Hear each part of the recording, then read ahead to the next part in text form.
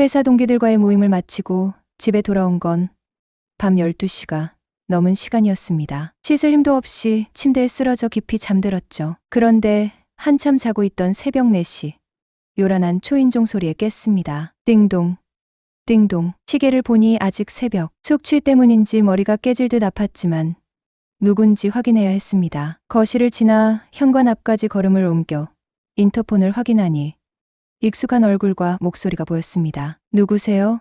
저예요. 설희. 문 좀 열어주세요. 얼마 전 친구와 이혼한 설이었습니다. 문을 열어주자 그녀는 비틀거리며 들어와 소파에 주저앉았습니다. 눈은 반쯤 풀려 있었고 검정 투피스에 검정 스타킹을 신은 채 머리와 옷매무새는 흐트러져 있었어요. 처음 그녀의 모습을 본 순간 어디 사고라도 난 게 아닐까 싶었죠. 하지만 그녀가 횡설수설하는 말을 듣고는 금세 눈치챘습니다. 술이 많이 취했구나. 그녀는 술에 취하면 늘 저를 동식 오빠라고 다정하게 불렀거든요. 그날도 마찬가지였어요. 얼마나 애틋하게 부르던지 이름을 부를 때마다 묘하게 마음이 흔들릴 정도였습니다. 동식 오빠, 나 목말라 물 한 잔만 줘. 동식 오빠, 나 술 취한 거 아니야. 나랑 한 잔 더 하자. 오랜만에 서울에 왔는데 갈 데가 없어. 나랑 놀아줄 사람도 없고 말야. 동식 오빠가 하룻밤만 나랑 놀아줘. 이 시간에 연락도 없이 웬일이야? 무슨 일이라도 있었어? 그냥 동식 오빠가 생각나서요. 갑자기 내가? 동식 오빠. 내가 여기 오면 안 되는 곳인가요? 나 갑자기 섭섭해지려고 그러네. 당연히 아니죠. 안 그래도 나도 설희 씨 안부가 궁금했거든. 안부만 궁금했어요? 오빠는 저 안 보고 싶었어요? 당연히 보고 싶었지. 근데 연락 한 통을 안 해요? 그야 내가 먼저 연락해서 안부 묻고 그러기도 좀 이상하잖아. 창식이 눈치도 보이고 말야. 아무튼 잘 찾아왔네. 궁금하던 차에. 그럼 저랑 술 한잔 해요. 그리하여 새벽에 친구 아내와 술자리가 이어졌습니다. 앞으로 자주 오빠 집에 와야 할 것 같아. 정말 너무 좋았어. 이제 어떡하지? 어떡하긴 가끔 이렇게 즐기면 되지. 앞으로 자주 와. 그녀가 눈을 찡그시며 나를 바라봤고 나는 윙크를 날려줬다. 나 정말 오랜만이야. 연애 시절로 돌아간 것 같아. 그게 좋았다는 거지? 응. 셀레이는 이런 기분을 쉽게 느낄 수 없는데 그녀는 부드럽게 웃으며 나를 응시했다. 자주 와도 괜찮지? 언제든지 와도 된다니깐. 그녀는 한동안 나를 바라보다가 갑자기 미소를 지으며 말했다. 솔직히 말할게. 전 남편은 생각도 안 나는데 동식 오빠는 자꾸 생각나더라. 호호. 그녀와 있으면 어색한 기운은 없었습니다. 한때는 농담처럼 우리가 결혼했으면 훨씬 더 행복했을지도 몰라 라는 말을 주고받을 정도로 편한 사이였으니까요. 함께 시간을 보내고 대화를 나누면 나눌수록 서로가 점점 더 마음에 들었던 것 같아요. 그녀의 애교 섞인 성격은 제 마음을 녹였고 대화도 너무 잘 통했죠. 이렇게 잘 맞는 사람을 만나게 되면 정말 이런 행복함과 짜릿함을 느낄 수 있구나. 그녀를 통해 알게 되었습니다. 무엇보다 그녀와 함께 있으면 항상 즐거웠고 마치 오랜 친구처럼 편안하면서도 설레는 묘한 감정이 늘 내 곁에 있었습니다. 안녕하세요. 올해 42살이고 5년 전에 이혼한 평범한 남자입니다. 37번째 어느 여름날 지긋지긋한 이 무더위처럼 지치고 힘들었던 지난 10년간의 결혼 생활에 종지부를 찍고 이혼을 선택했죠. 27의 나이에 친한 친구들 중 가장 먼저 결혼식을 올렸습니다. 혼전 임신으로 급하게 결혼을 준비했지만 불행인지 다행인지 결혼 준비 중 유산되고 말았네요. 처음부터 삐걱거린 출발이었지만 일찍 결혼한 애들은 금방 찢어진다느니 어릴 때 결혼하면 후회한다느니 소리를 듣고 싶지 않아서 지겹게도 싸우고 지지고 볶는 와중에도 고란듯이 잘 살아보려고 참으로 많이도 노력했습니다. 그런 내 결혼 생활이 결국은 남들 말 틀린 것 하나 없이 이렇게 끝나는구나 싶어 좀 우습기도 하고 후련하기도 했네요. 10년간의 결혼 생활 중 우리 이혼하자 찢어지자 소리를 참 많이도 했어요. 지겹다록 말이죠. 생각해보면 못해도 한 100번쯤은 한 것 같아요. 남들이 들으면 헉 할 법한 이유에서부터 이젠 생각나지도 않는 아무것도 아닌 이유까지 지겹게도 싸우며 이혼한다 소리를 했는데 웃기지도 않게 그 이혼한다는 소리가 반복될수록 이혼에 대한 내용이 점점 구체적이 되어서 막상 이혼 서류를 제출할 땐 따로 합의봐야 할 내용이 하나도 없이 가정 가구 등의 처리, 재산 분할 등이 이미 그간의 싸움에서 모두 정리된 상태였습니다. 심지어 서류상으로 처리해야 할 부분의 정리뿐 아니라 마음까지 조금씩 정리하고 있었나 봅니다. 처음 이혼하자는 얘기를 했을 땐 참 많이도 상처받았었는데 그동안 싸우고 맞추고 포기하고 지치는 동안 감정이 다 닳아서 없어져 버린 건지 정말 무미건조하게 이혼하잔 말, 몇 시에 법원 앞에서 보잔 메시지, 몇 줄을 통해 우리 결혼 생활은 그렇게 끝났습니다. 서류를 접수하고 나오니 여전히 쏟아지는 뜨거운 태양볕에 정신이 없었죠. 뭘 할까 하다가 집으로 돌아와 캠핑 장비들을 주문했습니다. 그래 이젠 온전히 나를 위해 살자.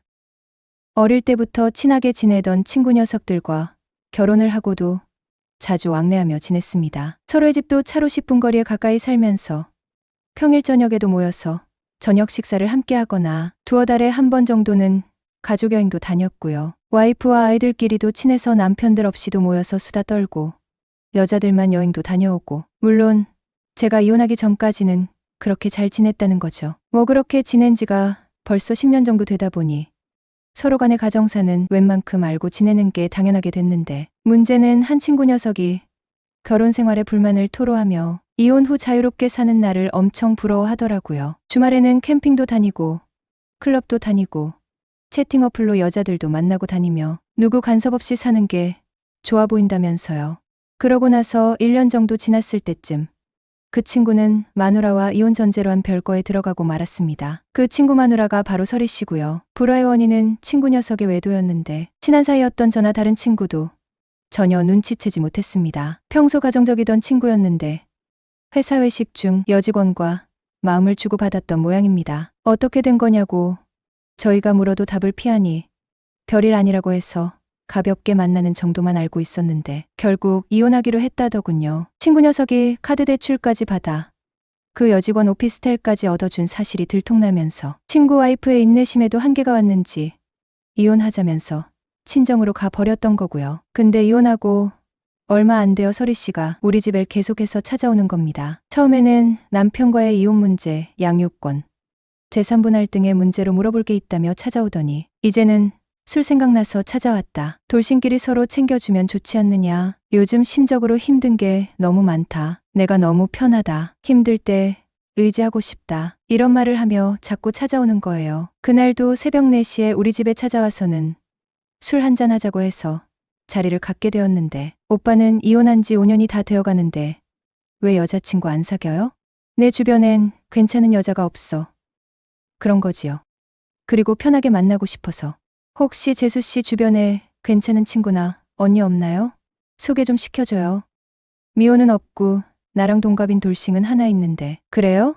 난 돌싱도 상관없는데. 난 다른 건 몰라도 성격이 좋아야 하는데. 그런 애가 있어요? 오빠는 어떤 스타일 좋아하는데요? 글쎄, 스타일보단 이쁘면 다 좋지 뭐. 저 같은 여자는 어때요? 설희 씨 정도면 꽤 괜찮지. 왁구가 장난 아니잖아. 저도 오빠 정도면 괜찮은데. 설희 씨 지금 나한테 플러팅하는 거야? 그냥 오빠랑 자주 만나다 보니 남자로 보이긴 해요. 나도 설희 씨가 여자로 보이는데 우리 이러다 사고 치는 거 아닌가 몰라. 오빠 그럼 저랑 한번 만나볼래요? 막 웃더니 갑자기 제 팔짱을 끼면서 나 정도면 오빠 연애 상대로 괜찮지 않아? 괜찮지.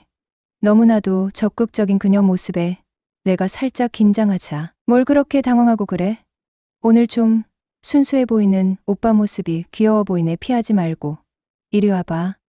결국 우리 둘이 합쳐 소주 3병을 까고 술 약한 썰이는 먼저 골아떨어졌죠. 다음날 아침에 일어나니까 그녀가 짬뽕라면을 끓여오더라고요. 그리고 그녀와 저녁까지 함께 있다가 집까지 바래다 주었어요. 이혼하고 혼자 산 지도 5년 차. 정말 진심을 나누면서 이야기하고픈 이성 친구 하나는 두고 싶었죠.